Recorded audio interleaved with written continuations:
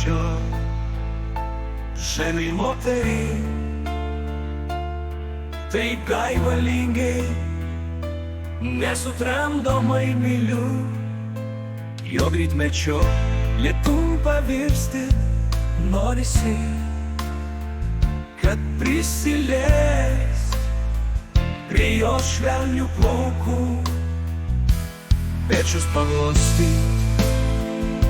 ir išdžiūti lūpose, delnuos ištykšti tūkstančių purslų, paskęs nepaprasto jos juoko upėje. Tarytum muzikoj beprotiškai geidžiu, lyg ledakė